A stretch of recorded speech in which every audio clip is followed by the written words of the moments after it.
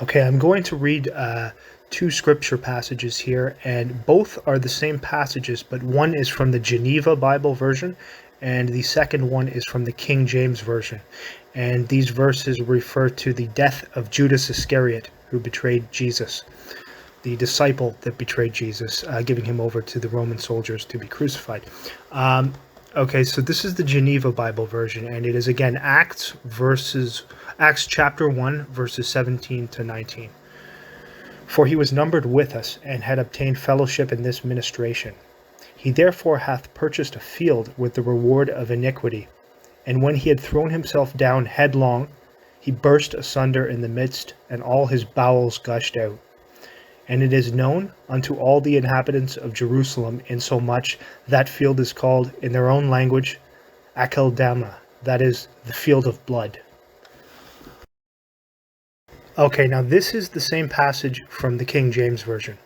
For he was numbered with us, and had obtained part of this ministry.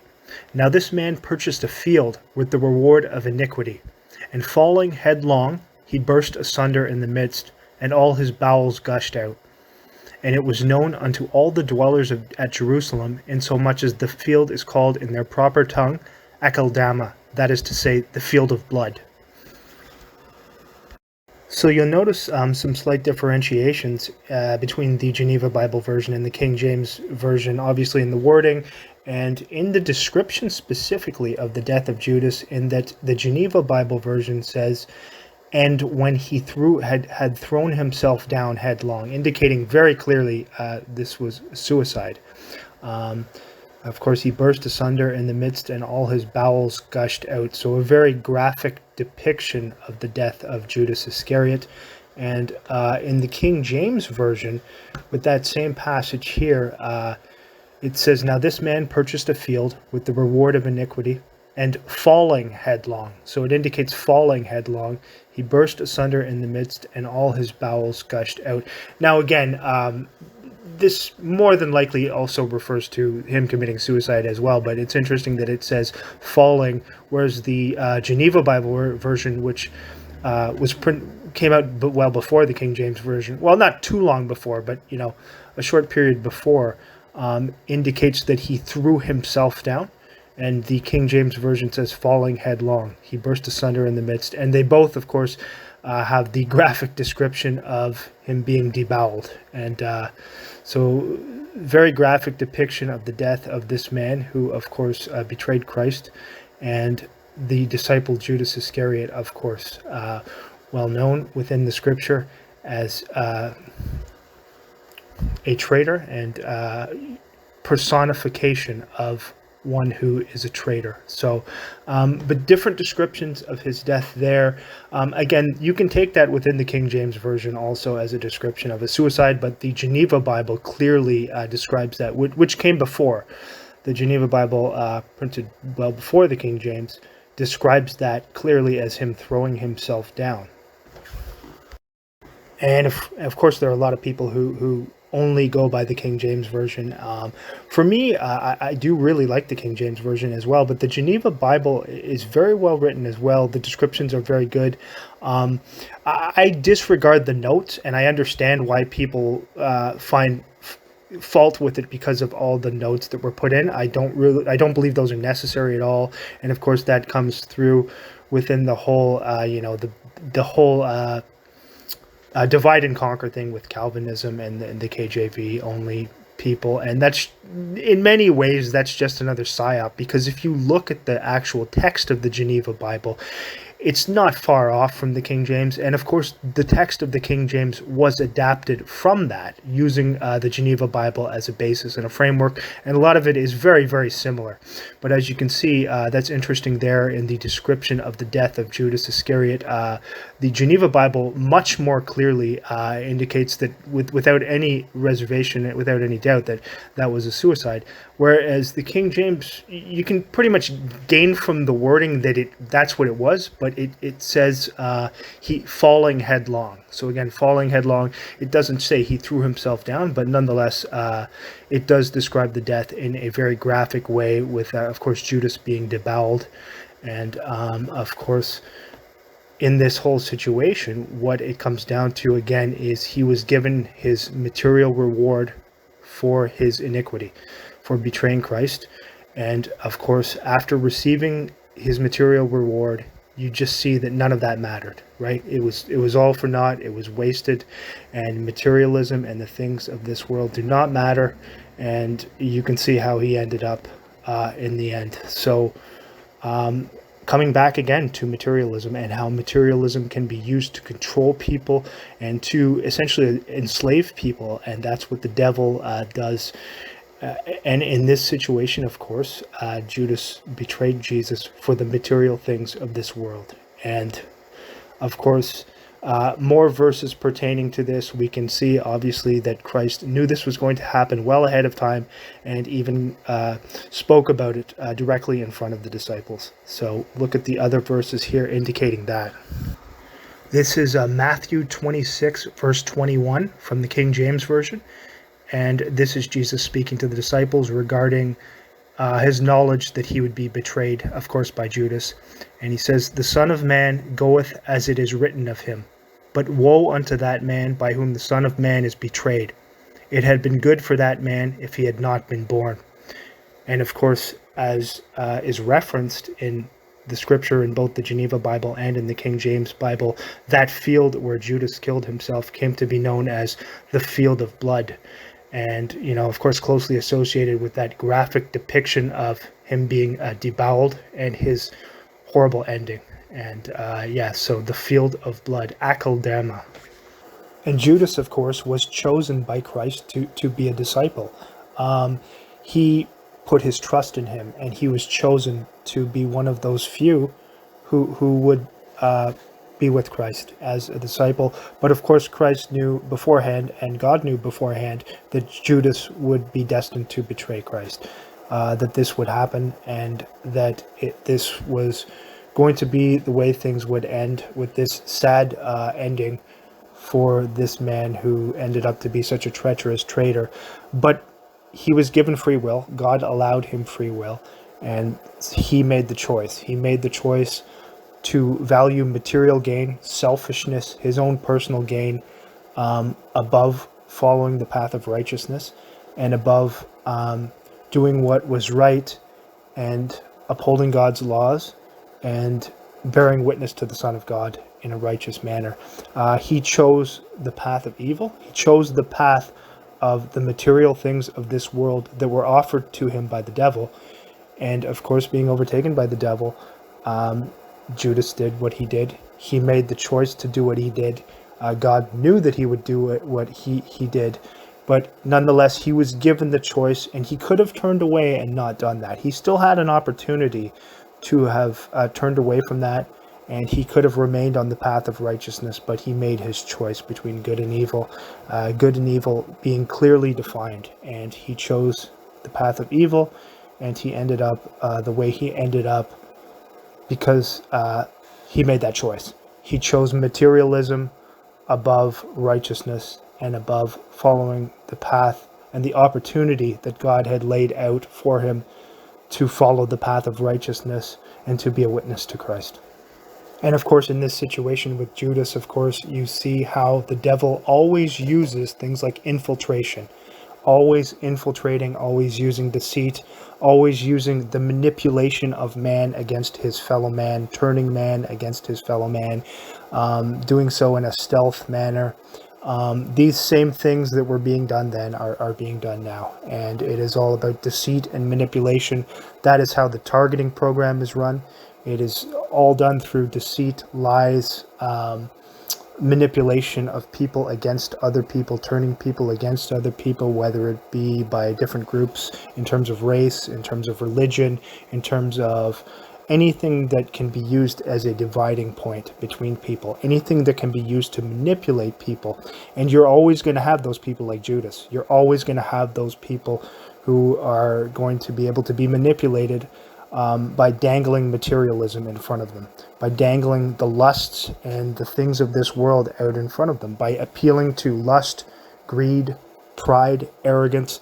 These are things that can trap and enslave people and can be used to harness them to do the bidding of the devil. And that's what happened there. And the same things are being utilized today by the people who run the targeting program as a means of, in some cases, turning people who might otherwise not be willing to do such things into, people who are willing to follow the path of evil, people who are willing to stalk and harass people, as long as they get their temporary material gain. And it all comes back to the love of materialism, the love of the temporary things of this world once again. So these following excerpts are from the introduction to the Communist Manifesto written by Vladimir Lenin. And of course, here you're going to see how much materialism is elevated within communism, and how much they value materialism and put it up on a pedestal, wanting people to utilize materialism to replace religion and worship materialism instead of a love of God, and to try and take them away from a belief in God by replacing it with a love of materialism and a love of the temporary things of this world. And you can see the correlations between this and essentially a lot of the teachings of Satanism, and of course Anton LaVey, similar teachings as well within some of that.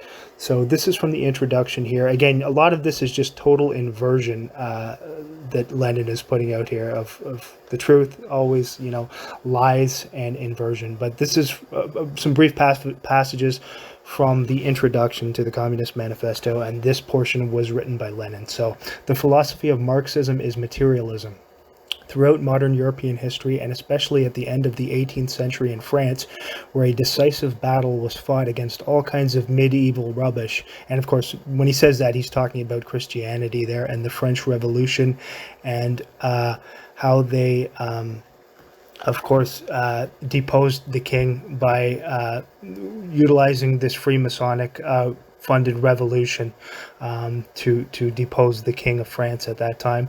And of course, everything from there forward, starting to push the ideologies of materialism, and of course replace religion with materialism. So that's just me interjecting there. Materialism proved to be the only consistent philosophy true to all the teachings of the natural sciences, hostile to superstition, bigotry, etc. The enemies of democracy tried, therefore, with all of their might to, quote-unquote, refute, undermine, and slander materialism, defending various forms of philosophic idealism, all of which come down one way or another to a defense or support of religion. So again, here you can see how the goal is, with communism, is, of course, to erase all religion and all religious rights and freedoms. But the reality of it is, what's behind it is really, it's to destroy Christianity. And that's what this is all, just masked and veiled deception here.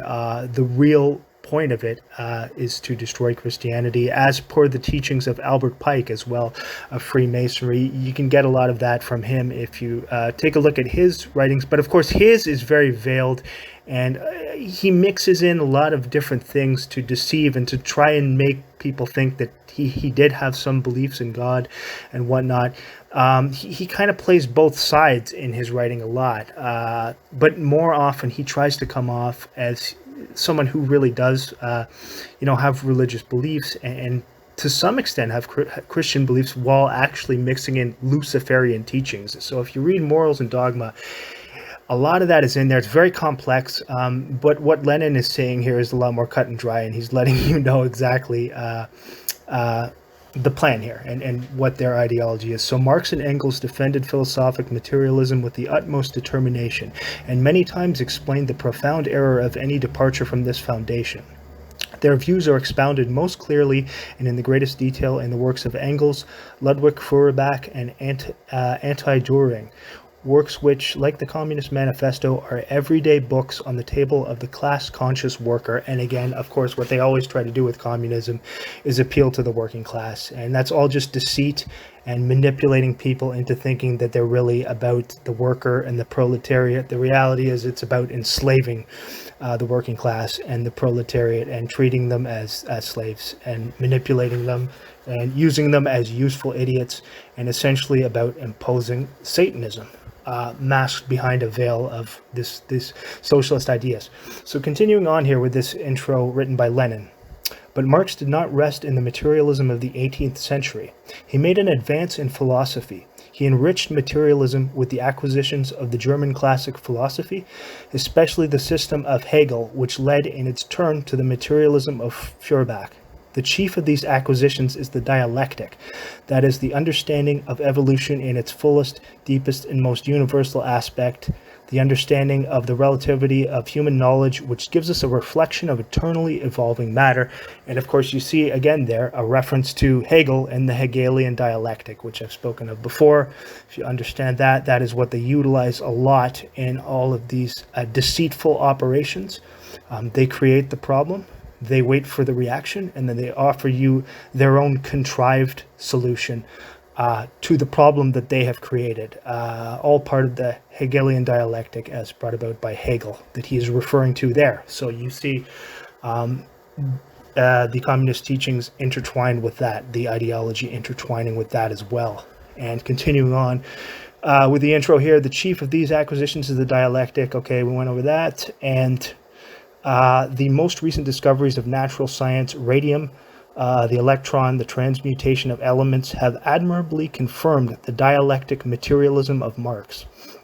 All the teachings of the bourgeois philosophers, with their new ways returning to an old and rotten idealism, to the contrary, notwithstanding. So again, you can see how he's going about here trying to, in a mask, well, in somewhat of a veiled way, but not entirely veiled, essentially he wants to claim to get rid of religion and replace it with materialism. But the reality is, it's Satanism masked behind all of this. And if you look into Karl Marx and his life, there are a lot of writings where you can find a lot of writers who have put out books focusing on the fact that that Marx actually did have a lot of occult ties, that he was clearly involved in Freemasonry, and that he did in fact have satanic beliefs, and that a lot of this went into his socialist writings and of course into the Communist Manifesto and the ideologies brought forth therein.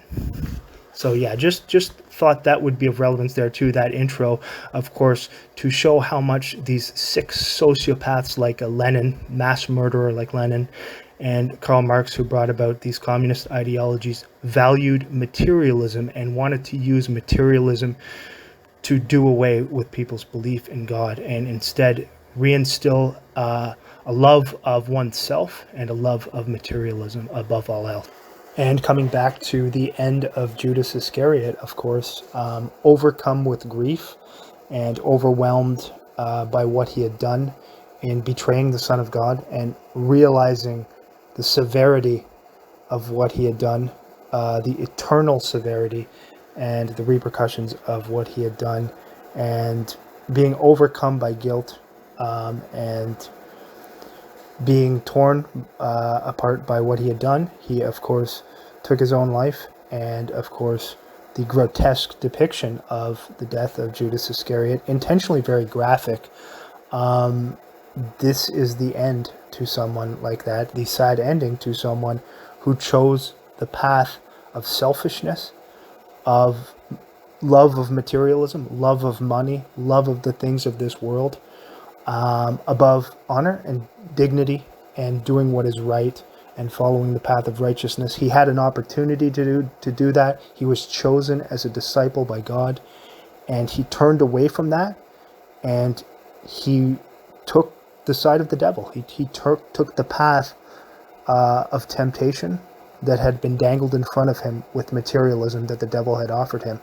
And in the end, it was very bad for him, and he was overcome with grief and with guilt, and he took his own life and headed for eternal damnation. So this is the path of the love of materialism. This is where it leads, this is where it ends, and that is how they enslave and control many of the people who they use in the organized stalking and targeting operations. And you can see distinct parallels to what is done there, going all the way back to what was done centuries ago. And this is age old. This has been done for centuries. And it is the same methodology. It is utilizing materialism to enslave and entrap people. And this is how the devil gets people to do his bidding. And they're given a choice. They have the choice. They don't have to follow that path. But Judas chose his path, and he made his choice. And his end came about because of the choice that he made. And that field that he purchased symbolically forever remained known as the Field of Blood throughout Jerusalem. And that is symbolic, and it also symbolizes his love of materialism and how he sold out everything of who he was for his love of materialism. And that field that he got as his recompense ended up useless. It was nothing, and it is the Field of Blood, and that is symbolic and profound, and something to really, really think about when it comes to understanding how the love of materialism, money, the temporary things of this world can be used to really guide people down a path of pure evil and lead to a very bad ending.